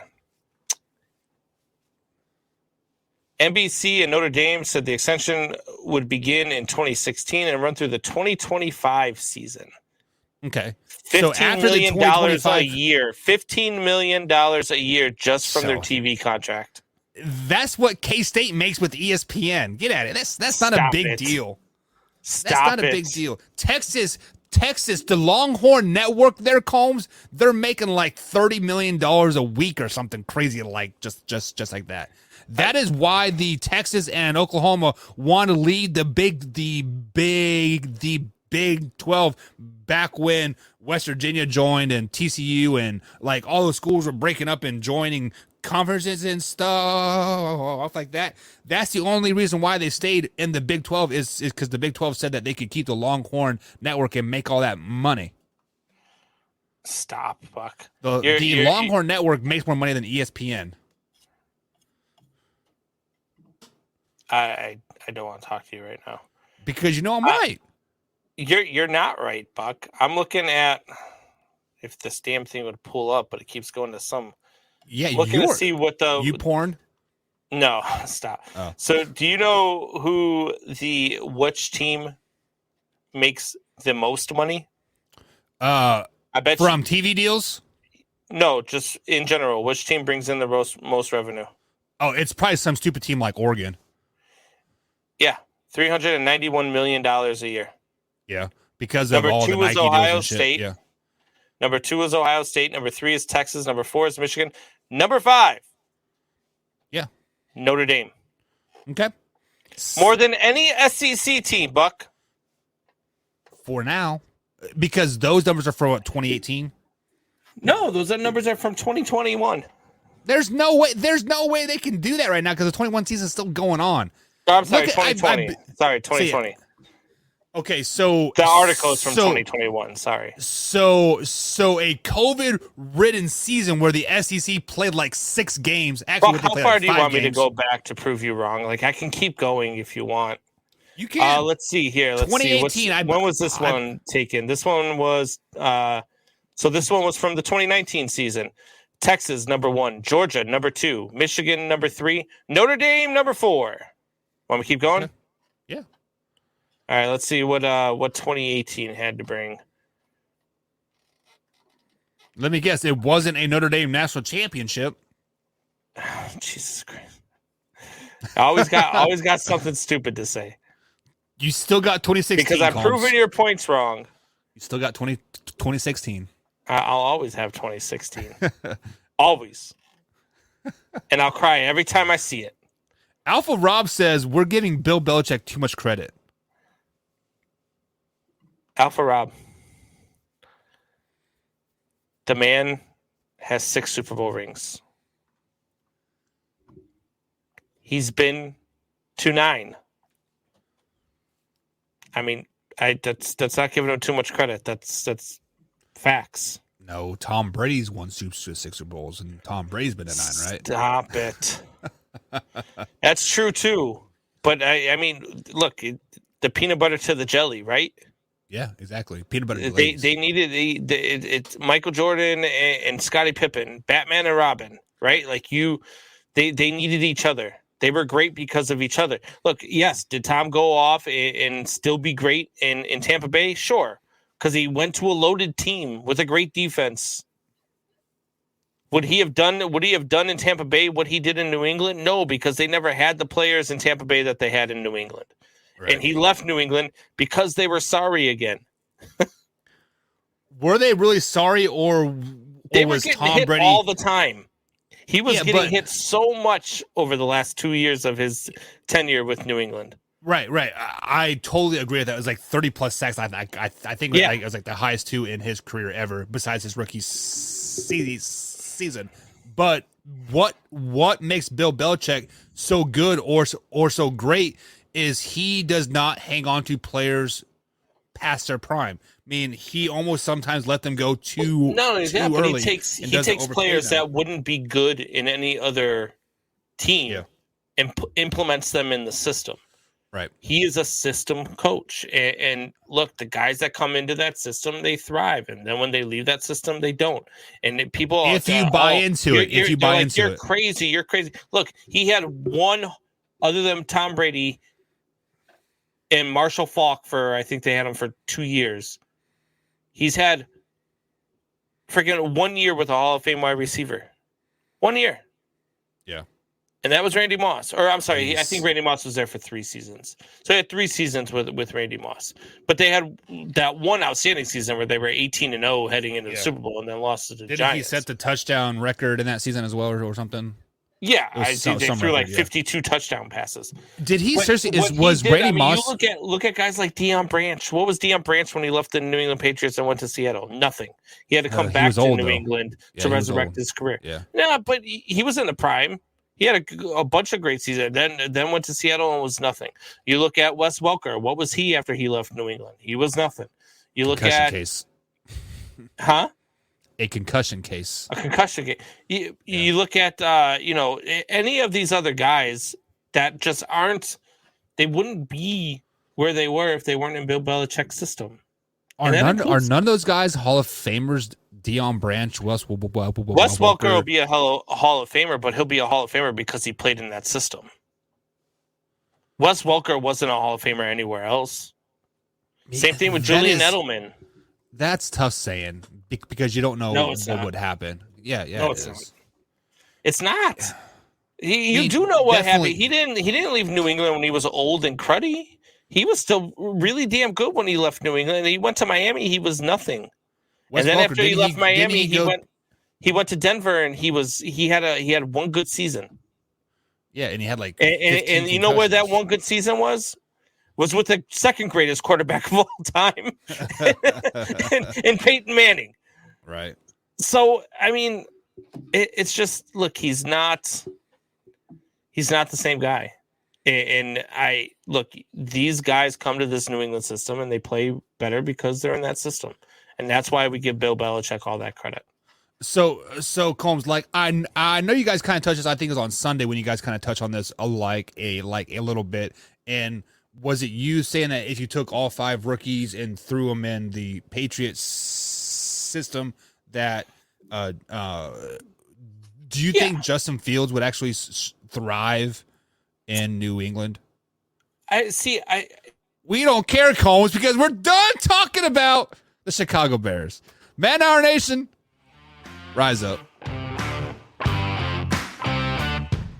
How dare you take my